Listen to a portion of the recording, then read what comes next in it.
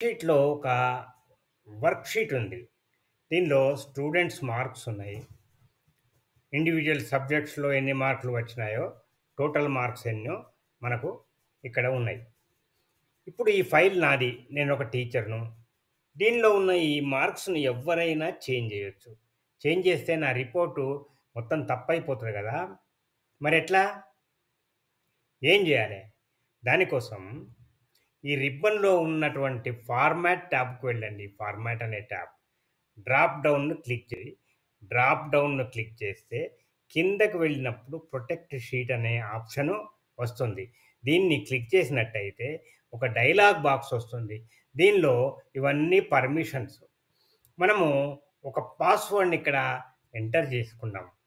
నేను నా password enter చేశాను. మళ్ళీ రిపీట్ చేయమని అడుగుతోంది. రిపీట్ చేశాను.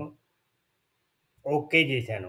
ఈ పాస్వర్డ్‌ను మనం గుర్తుపెట్టుకోవాలి. పాస్వర్డ్ మనకు గుర్తు లేకపోతే అది మళ్ళీ ఓపెన్ కాదు. సపోజ్ ఇప్పుడు ఎవరైనా ఇక్కడ